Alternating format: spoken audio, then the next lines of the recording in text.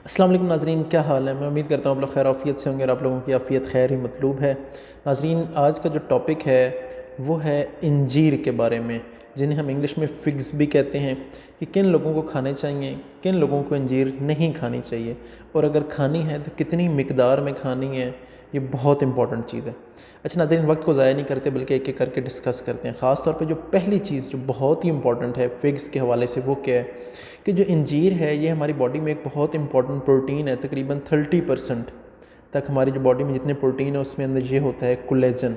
ये कोलेजन की फॉर्मेशन को इन्हांस करता है। उससे क्या होता है, उसका जो सबसे बड़ा इफेक्ट आता है वो ये आता है कि अगर आपको रिंकल्स पड़ रही हैं या अगर आपको झुर्रियाँ आ रही हैं तो ये उन चीज़ों को रोकता है। ना सिर्फ रोकता है बल्कि उन्हें ठीक करता है। तो अगर आप सदा जवान रहना चाहते हैं तो रोज़ाना कम से कम 3 से 4 इंजीरें, मैक्सिमम 4, 3 से 4 इंजीरें आपको लेनी चाहिए। किस तरह लेनी चाहिए वो मैं आपको लास्ट में बताता हूँ। और ना सिर्फ कोलेजन, मैं कह रहा हूँ कि ये मसल्स के लिए, यानी कि जो आपके पट्टे हैं उनके लिए और हड्डियों के लिए भी बहुत इंपॉर्टेंट होता है। ये उन्हें भी स्ट्रेंथ देता है। अच्छा नाज़रीन, सेकंड एक और चीज़ आ जाती है, वो आ जाती है आपकी मैदे की और आंतों की जो गट हेल्थ है ओवरऑल, उसके हवाले से कि कैसा है। अच्छा नाज़रीन, एक आपने जनरली सुना होगा कि कॉन्स्टिपेशन कब्ज़ के लिए बहुत बेहतर है, लेकिन मैं आपको ये बताऊं कि ठीक है इसका इफ़ेक्ट है, लेकिन इतना ज़्यादा इफ़ेक्ट नहीं है कि अगर आपको कॉन्स्टिपेशन या कब्ज़ है तो वो इससे ठीक हो जाएगी। मैं आपको बड़ा क्लियर बताऊं। हाँ, अगर आपको माइनर इफ़ेक्ट है कॉन्स्टिपेशन का या कब्ज़ का, उसके लिए तो बहुत ज़बरदस्त चीज़ है। कैसे, मैं आपको बताता हूँ कि जो हमें डेली जितनी फ़ाइबर की रिक्वायरमेंट है वो है 25 से 30 ग्राम। तो ये मुश्किल से 15 से 20% तक उस रिक्वायरमेंट को फुलफ़िल करती है। यानी कि अगर आप और किसी सोर्स से फ़ाइबर ले रहे हैं तो उसके साथ लेंगे तो फ़ाइबर का जो रोल है वो इन्हांस हो जाएगा।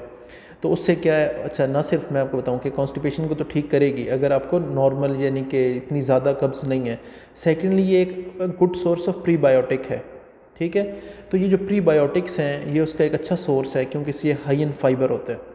ठीक है, तो इसलिए क्या होता है कि ये आपकी गट हेल्थ के लिए बहुत अच्छा है, आंतों के लिए, और जो आंतों में गुड बैक्टीरिया उनके लिए बहुत ज़बरदस्त चीज़ है। फिर क्या करता है नाज़रीन, ये इसी वजह से आपके वेट लॉस में भी हेल्प करता है। यानी कि अगर आप वज़न कम करना चाहते हैं तो उसके लिए बहुत ज़बरदस्त है। क्यों? अच्छा नाज़रीन, जो अगर आप सुबह लेते हैं, क्या करें कि आप पानी में भिगो देते हैं, 3 से 4 अंजीरों को भिगो देते हैं, रात को भिगो दें और सुबह आप वो पानी भी पी लेना है, ज़ाया नहीं करना, क्योंकि कुछ जो वाटर सॉल्युबल विटामिन्स हैं वो उसके अंदर होंगे। तो आप वो पी लें और उसके बाद अंजीर खा लें। उससे क्या होगा कि आपको एक फीलिंग ऑफ फुलनेस आएगी, आपको लगेगा कि पेट भरा भरा हुआ है। तो फिर आप कम खाएंगे, कम कैलोरीज होंगी, तो उससे क्या होता है कि ये आपके वेट लॉस में बहुत ज़्यादा हेल्प करता है।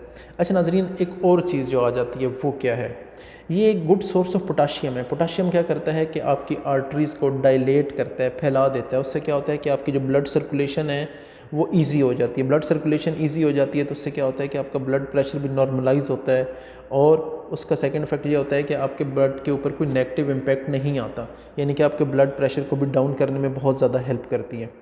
अच्छा नाज़रीन, फिर आ जाता है ख़ास तौर पे फर्टिलिटी के हवाले से। क्यों? कि ये एक अच्छा सोर्स ऑफ आयरन है। तो ये ना सिर्फ मेल्स के अंदर बल्कि फ़ीमेल के अंदर भी बहुत ज़्यादा इंपॉर्टेंट है। वो कैसे?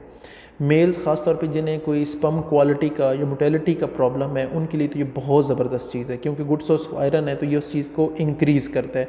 सेकेंडली, जो फीमेल्स में अगर किसी तरह की कोई प्रॉब्लम आ रही होती है, जैसे कि प्रेगनेंसी नहीं हो रही, तो उसमें क्योंकि गुड सोर्स ऑफ आयरन है तो ये उसमें बहुत ज़्यादा हेल्प आउट करता है प्रेगनेंसी होने में। नेक्स्ट इसका आ जाता है कि ये एक अच्छा सोर्स ऑफ विटामिन के है। विटामिन के क्या करता है, ये अगर आपको कहीं ज़ख्म होता है या कट लगता है तो आपने देखा ऊपर खून जम जाता है, कोएगुलेशन इसे हम कहते हैं। तो कोएगुलेशन के लिए बहुत ज़रूरी है। ठीक है, तो ये एक उसका बहुत ज़्यादा अच्छा सोर्स है। लेकिन यहाँ एक रिक्वायरमेंट और भी है। वो क्या शर्त है कि अगर आपका ब्लड प्रेशर हाई रहता है, बहुत हाई रहता है, और आप खून को पतला करने वाली मेडिसिन्स लेते हैं, तो फिर आपको एक आध अंजीर लेनी चाहिए। नहीं तो मैं बल्कि एडवाइस ये करूँगा कि फिर आप डॉक्टर से मशवरा लेकर आप इंजीरें लें, इंजीर खाएं। क्योंकि मैं आपको बता रहा हूँ कि ये जो ब्लड पतला करने वाली, खून पतला करने वाली मेडिसिन्स हैं, उनके साथ इसका रिएक्शन का मैंने हिस्ट्री देखी है। अच्छा नाज़रीन, अब आ जाता है कि बात, अगर आपने इंजीर लेनी है या इंजीर खानी है तो उसका क्या तरीका है। नाज़रीन, उसके 2 तरीके हैं। एक तरीका तो मैं आपको ऑलरेडी बता चुका हूँ कि आप 4 इंजीरें लेते हैं, उसे पानी में भिगो के रात को रख दें और सुबह आप उसे ले सकते हैं। पहले पानी को पी लें और फिर इंजीरें खा लें। दूसरा तरीका क्या है, दूसरा इंजीर ये है कि आपने 1 कप दूध का लें, उसके अंदर 4 अंजीरों को बॉयल कर लें। उसके बाद जब वो ठंडा हो जाए तो आप अंजीरों को भी खा लें और उसे पी लें। तो जो मैंने आपको फ़ायदे बताए हैं, आपको ईज़िली ये सारी चीज़ें अचीव हो पाएंगी। किसी किस्म का कोई सवाल हो नाज़रीन तो आप कमेंट बॉक्स में पूछ सकते हैं। अपने और अपने प्यारों का ख्याल रखें और अपने होस्ट समर गोंदल को इजाज़त दें, और काइंडली चैनल को सब्सक्राइब ज़रूर करें। अल्लाह हाफिज़।